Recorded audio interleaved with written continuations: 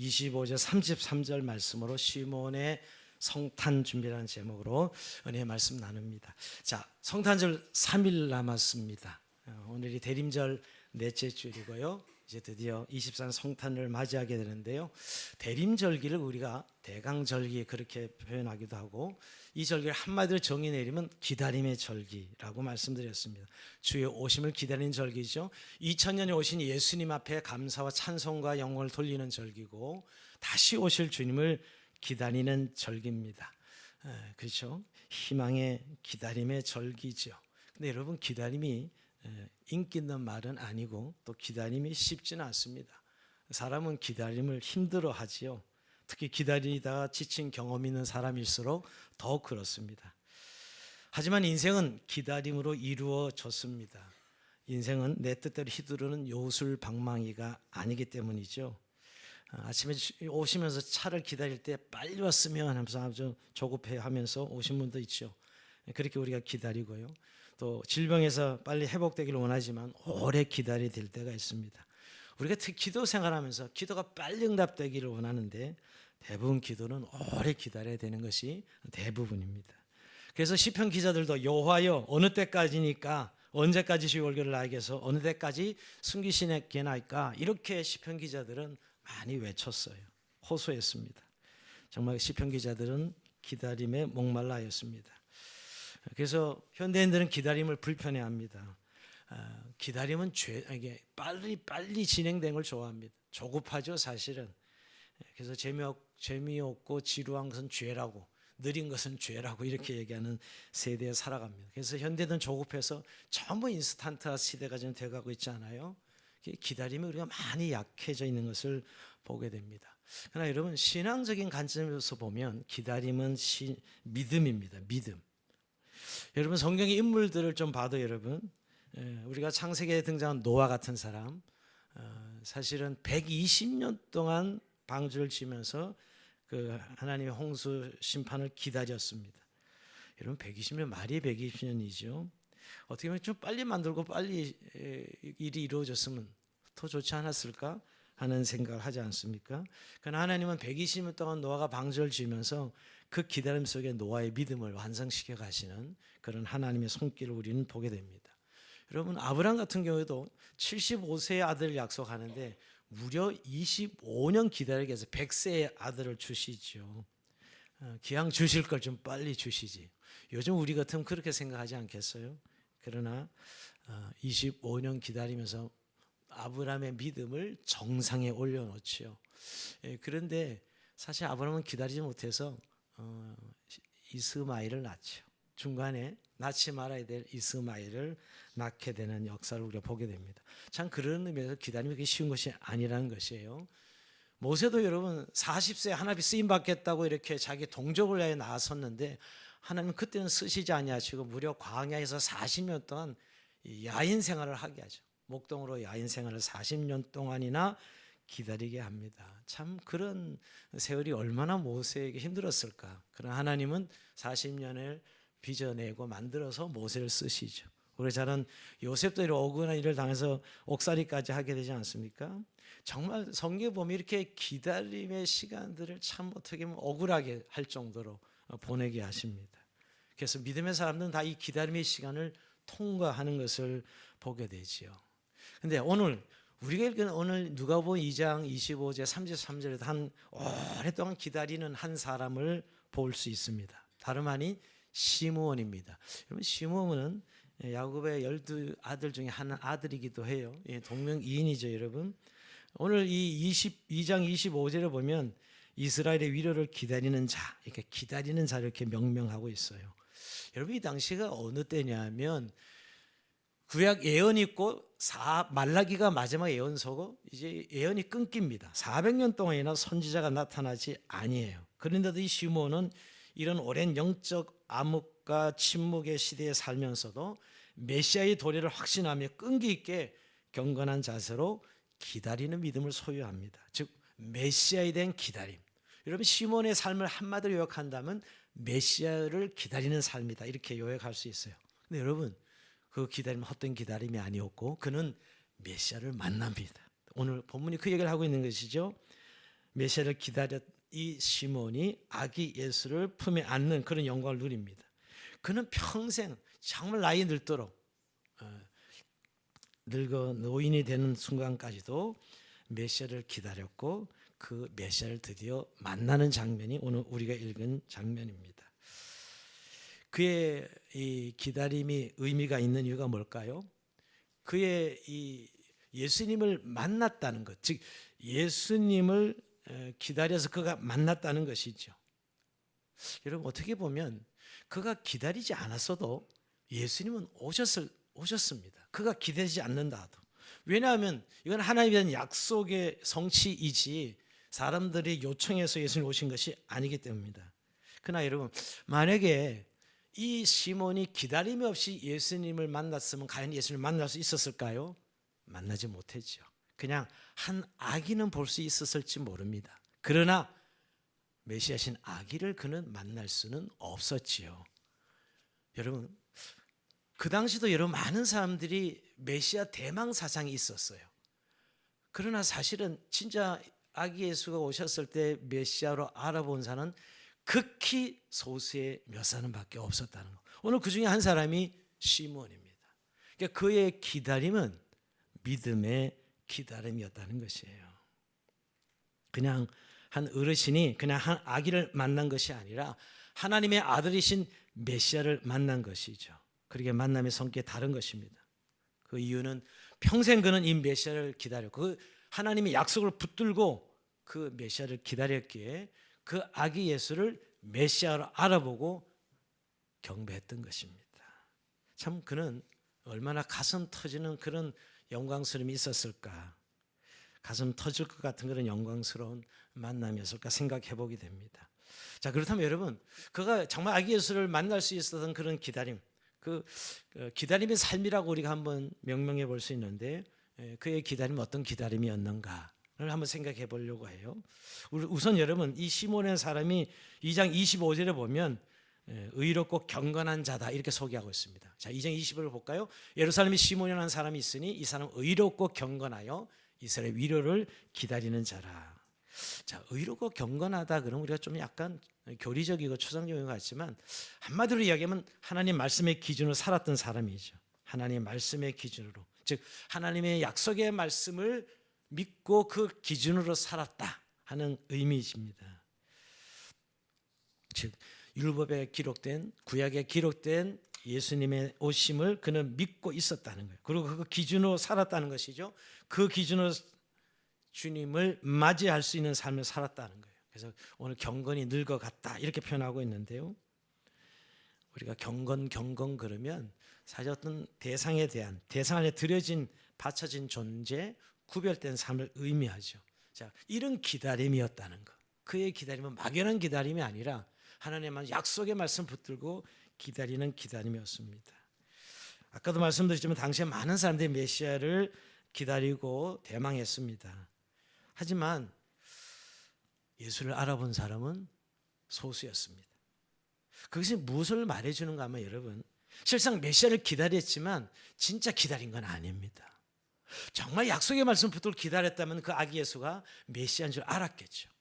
그들은 그냥 종교적으로 그냥 메시아를 기다리는 민족이라는 그런 큰 카테고리 속에 그냥 막연하게 믿고 기다렸던 의미지 실제로 메시아가 오심을 믿지는 않았던 거예요.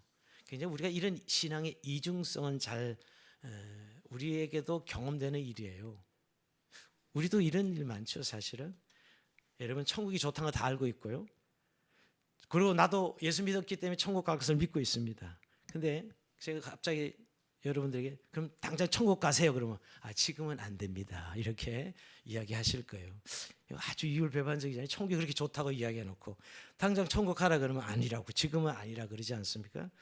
이거예요. 사실은 실제로 믿는 건 아니에요. 따지고 보면 만약 그런 태도라면 여러분 정말 천국이 좋다고 우리가 고백했다면 지금 하나님께서 이 천국에 데려가신다 그러면 너무너무 할렐루야죠. 여러분 그 좋은 천국을 내가 믿고 있는데, 그러나 사실은 믿고 있다는 의미만 가지고 있지 실제 믿는 건 아니죠, 여러분. 오늘 그런 의미에서 여러분 많은 사람들이 메시아 대망상을 가지고 있지만 이렇게 시몬처럼 메시아를 알아본 그 아기를 보고 메시아를 알아본 사람은 실제 믿었던 사람. 그게 의롭고 경건한 삶이다라고 말씀하고 있는 것이지요. 여러분 오늘 우리가 너무 세속적인 가치의 기준이 우리의 삶을 다 짓누르고 있습니다. 너무너무 우리의 삶의 기준들이 여러분 정말 하나님의 약속이 하나님 말씀이 우리의 삶의 기준으로 살아가고 있습니까? 그게 오늘 의롭고 경건한 기다림이라고 성경 말씀하고 있죠. 그리고 여러분 이 경건한 차원에서만 또 머물지 않고 이 시몬은 적극적으로 기다립니다. 오늘 말씀에 보면 예루살렘에 시몬이라는 사람이 있으니 그랬는데 있다는 말은 그가 계속 예루살렘에 거주했다는 의미예요. 그 미완료 동사를 쓰고 있는데 여러분 즉 하나님 약속을 기다리는 하고 예루살렘을 떠나지 않았다는 거예요. 평생 그는 예루살렘 떠나지 않았어요. 예수님 예루살렘에 오신다는 사실을 믿었기 때문이지요. 예, 그는 사실은 예수님 기다림 때문에 그의 삶의 장소도 집도 예루살렘에서 머물렀다는 것이에요.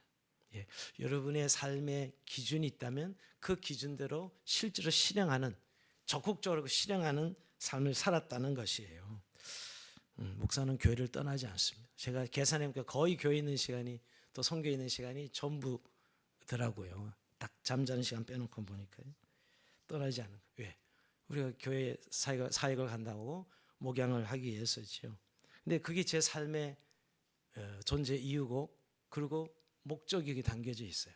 오늘 그가 예루살렘을 떠나지 않은 이유는 바로 예수님을 기다리는 삶의 이유 때문에 떠나지 않았던 것이에요. 우리가 대한민국을 떠나지 않고 우리 주영한교회를 떠나지 않고 하는 것은 바로 우리의 삶에 분명한 목적이 있기 때문이죠. 그 기다림의 목적 말입니다. 더 나아가서 여러분 그의 기다림의 삶은 그의 꿈이었어요. 이 예수님을 기다리는 것은 그의 꿈이었어요. 그는 분명한 비전과 사명의 기다림이었다고 생각해 볼 수 있습니다. 26절에 보면 여러분 그가 주의 그리스도를 보기 전에는 죽지 아니하니라. 그는 이제 죽어도 좋다 이런 뜻. 예수님을 딱 만나고 나서 그의 고백이 난 죽어도 좋아 이런 의미예요. 메시아를 품에 안게 되었으니 여한이 없다는 것입니다.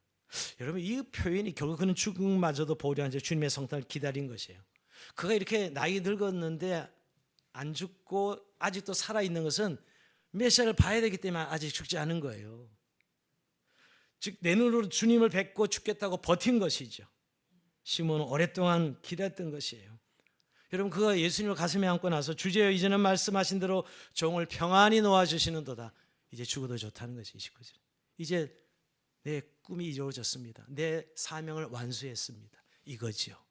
정말 시몬의 삶의 가치는 결국 예수 그리스도를 지금 메시아를 만나는 거였는데 이제 만났어요. 내 사명이 여기서 끝났고 내 꿈이 이루어졌습니다. 라는 이런 삶이죠. 여러분 오늘 정말 오리지 삶의 목적을 메시아를 만들어 뒀던 시몬의 위대한 신앙 승리입니다. 여러분 우리의 삶의 가치는 어디에 있습니까? 이런 기다림이 있습니까? 정말 오늘 메시아를 만나겠다는 이 시몬의 삶은 그를 만나고 나서 나는 이제 죽어도 여한이 없습니다.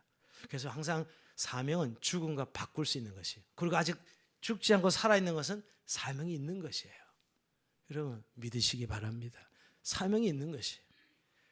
오늘 그래서 메시아를 만나는 것이 오늘 시몬의 꿈이요 사명이었던 것이죠. 그러기에 예수를 만나고 죽어도 좋다고 고백하는 것입니다. 그래서 바울 같은 사람은 우리가 살아도 주를 위해 살고 죽어도 주를 위하여 죽나니 그러면 사나 죽으나 우리가 주의 것이다 이렇게 고백했던 이유가 거기에 있습니다. 우리는 사실 생존 때문에 사는 것처럼 계속 이 세상 공중것의 마귀가 우리를 계속 이렇게 세뇌시키고 있는 세상에 살아가고 있어요. 생존이다. 아니요. 생존 때문에 살고 있지 않습니다. 우리는 정말 하나님의 꿈이 우리 안에 있고 우리 안에 하나님의 사명 있게 살아가고 있는 것이죠. 그러기에 그는 기다릴 수 있었던 것이에요.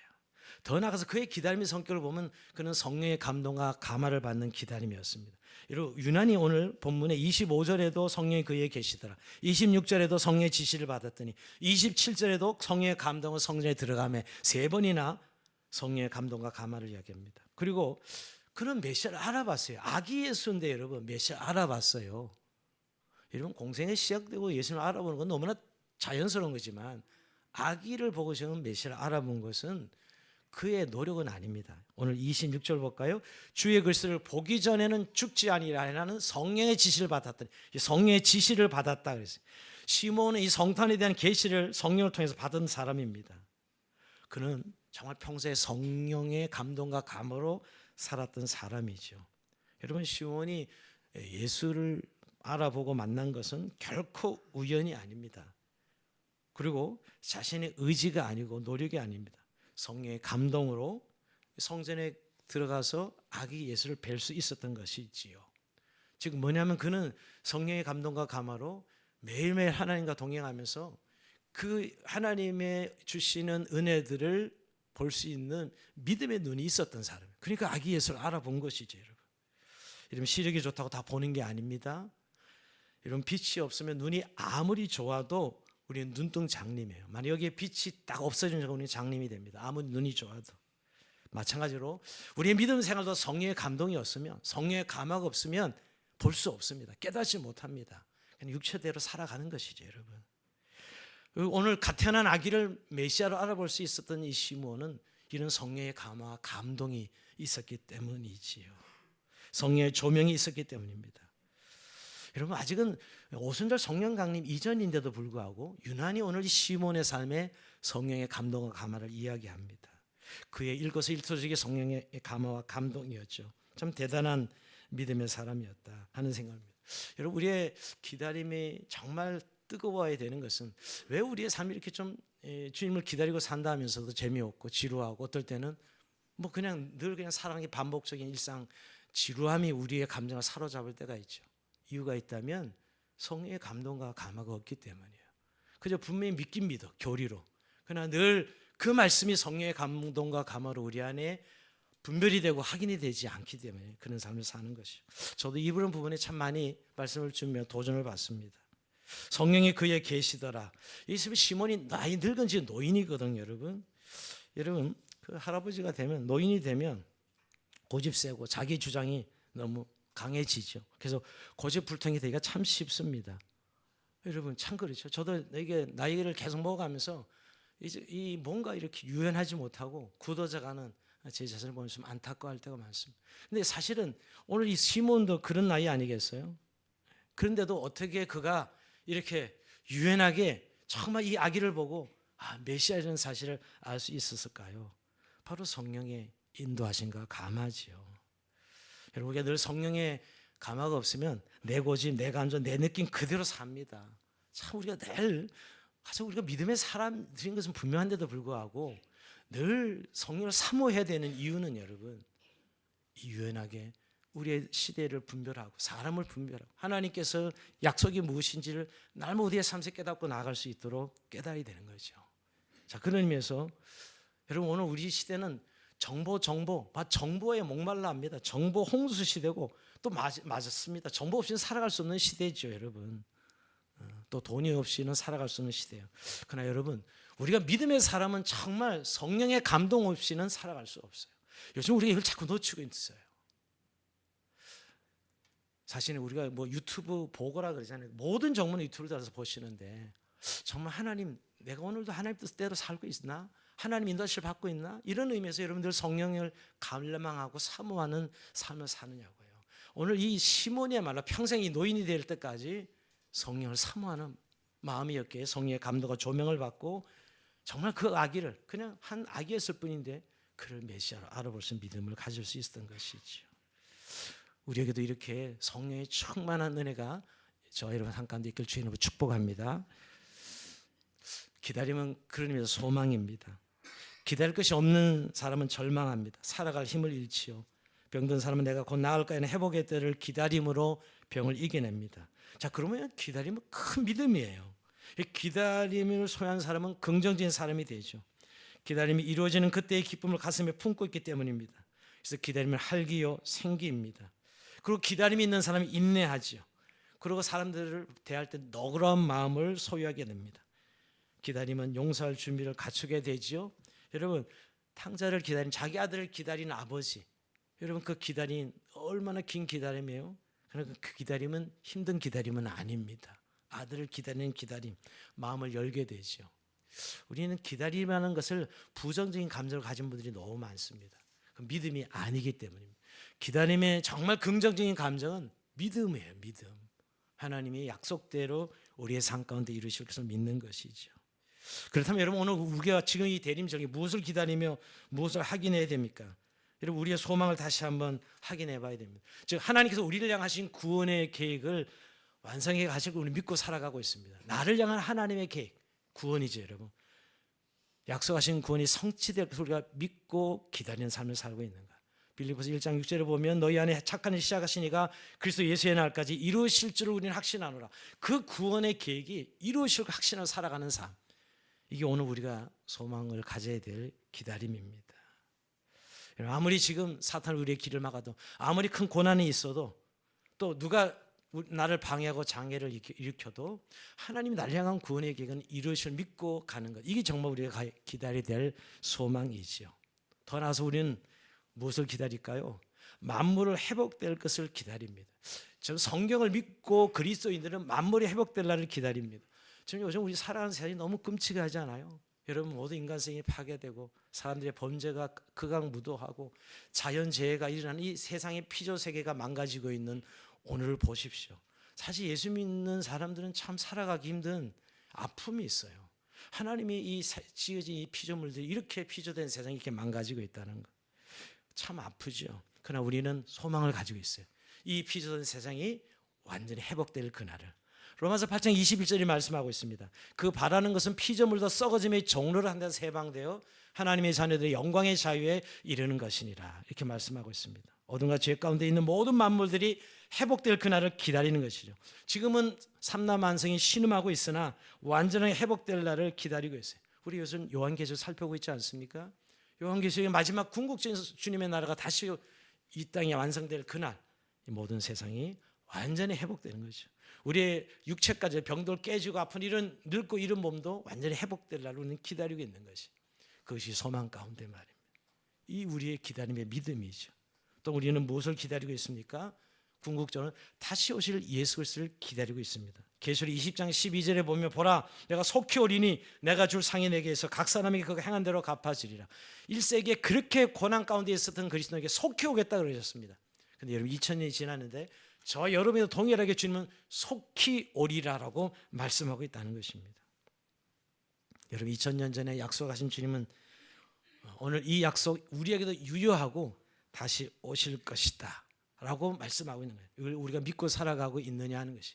아이고, 2000년이 지났는데, 그래서 사실은 뭐 오늘 우리들뿐만 아니라 1세기 그리스도인들도, 그 100년 되는 1세기 그리스도인들도 이 기다림이 지쳐서 배교하는 사람들이 있고 떨어져 나가는 사람들이 있었어요. 그래서 베드로가 이렇게 이야기했습니다. 베드로전서 3장 8절 9절 한번 볼까요? 사랑하는 자들아, 주께는 하루가 1000년 같고 1000년이 하루 같더니 한 가지를 잊지 말라. 주의 약속은 어떤 일이 더디다고 생각하는 것 같이 더딘 것이 아니라 오직 주께서 너희를 다해 오래 참으사 아무도 멸망하지 아니하고 다 회개하기 이르기를 원하시니라. 이틀밖에 안 지났습니다. 별로 실감이 안 나요. 하루가 1000년 같더니 이틀밖에 안 지났습니다. 그러나 그 더디다고 생각하는 것은 더딘 게 아니고 하나님 오래 참고 모든 사람들이 구원받기를 원하시는 하나님의 오래 참으심이라는 거 말씀하고 있는 것이. 여러분, 그러기에 우리가 더 인내하고 기다려야 됩니다. 그래서 로마서 5장 3절 4절 말씀은 우리가 환난 중에도 즐거워하나니 이는 환난은 인내는 연단은 소망을 이룬 줄 알미라 그랬습니다. 여러분, 근데 인내가 영원히 해야 할 일은 아니기 때문이죠. 왜냐하면 반드시 소망의 그날은 오고 있습니다. 저는 그런 생각, 내가 늘 기다린다 그랬는데 주님이 오고 계시고, 아니 저도 지금 믿음으로 가고 있어, 이런 고백할 때 많습니다. 그러기에 여러분, 우리 신앙의 제일 약점이 뭐냐, 제일 큰 장애는 뭐냐? 포기하는 거예요. 이렇게 그냥 낙심하고 포기하는, 그때 우리의 기다림은 긍정적 에너지가 아니라 부정적 에너지가 확 바뀌어버리면서 우리의 삶을 확 흐트러버립니다. 무너지게 만듭니다. 여러분, 이 포기라는 순간 올 때 그렇게 되는 것이죠. 근데 여러분, 우리 그리스도인에겐 포기란 있을 수 없습니다. 포기하지 말아야 됩니다. 여러분, 마태복음 20장 포도원 품꾼의 비유 아시죠? 여러분, 9시부터 일꾼을 픽업해 갑니다. 9시부터 쭉 픽업해 가는데, 이거 잘난 사람, 똑똑한 사람, 일 잘하는 사람, 힘쓰는 사람 포기하는데, 나같이 연약하고 일도 못하고 잘 못하는 사람은 끝까지 픽업이 안 돼. 그런데 여러분, 오후 5시까지, 오전 9시에서 픽업했는데 오후 5시 마지막 1시간 남았는데, 그때 그 마지막 1시간은 정말 인간의 희망의 끝자리죠. 근데 오후 5시에 누가 일자리를 얻을 수 있겠어요? 근데 포도원 주인이 다시 오후 5시에 장터를 찾아서 일꾼을 픽업해 갑니다. 그리고 일자리를 줘요. 일자리를 주었을 뿐만 아니라 하루 종일 일한 사람과 품값 똑같이 한 데나리온을 주는 것을 보게 됩니다. 이게 성경이 말하는 이유죠. 똑같이 한 데나리온을 주는 것을 보게 됩니다. 여러분, 예수님 인간의 희망이 모두 끊어진 오후 5시 장태 우리를 찾아오시는 하나님이라는 것이에요. 그래서 여러분, so never give up입니다. 절대 포기하지 말아야 돼요. 우리는 우리의 기준으로 너무 쉽게 포기할 때가 많지요. 지금이 몇 시인가 시간은 상관없습니다. 하나님이 우리를 포기하지 않으시니 우리만 포기하지 않으면 됩니다. 할렐루야. 여러분, 고난이 심하고 지금 아픔이 크고 여러 가지 너무너무 기담이 지쳐있다 생각하는 분들이요, 오늘 오후 5시에도 지금 찾아오시는 분입니다. 여러분, 오늘 이 시몬이 그 늙어서 이제 마지막 생명이 이제 다 하는 걸 느끼고 있을 때, 여러분, 그는 기다린 끝에 예수님을 품에 안았죠. 여러분, 예수님을 품에 안은 사람이 특별한 사람이에요. 사실은요, 예수님을 아는 사람 시몬이, 여러분, 창조주를 아는 것이, 하나님의 아들을 가슴에 아는 것 아니겠습니까? 온 우주를 아는 사람이죠. 우리의 요즘 요한계시록을 살펴보면서 마지막 날의 어린양 혼인잔치의 영광을 보면서 우리의 종국적 완성에 대한 믿음을 나는 정말 가지고 있는가, 그 기쁨을 나는 늘 매일매일 삶 누리게 늘 돌아보게 됩니다.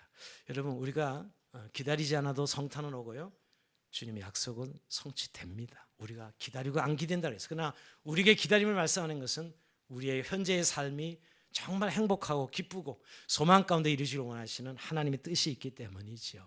여러분, 3일 남은 성탄절, 우리에게 이런 정말 기다림의 신앙과 믿음으로 이루어지는 성탄절기가 되랍니다. 여러분, 성탄절 크리스마스라고 그러잖아요. 그 예수 경배, 예수 예배란 뜻입니다. 엑스마스가 아닙니다. 자꾸 엑스마스라는 분은 그 잘못 발음을 하는 거예요. 오늘 성탄절은 예수님을 찬양하고 경배하는 날입니다. 예배하는 날이죠. 오늘 여러분, 이 시몬이 이 예수를 안에 가슴 품에 안고 2장 28절 시몬이 아기를 안고 하나님을 찬송하이르되 하면서 찬송이에요. 사실은 여러분, 이렇게 찬송하는 날이 성탄절이에요.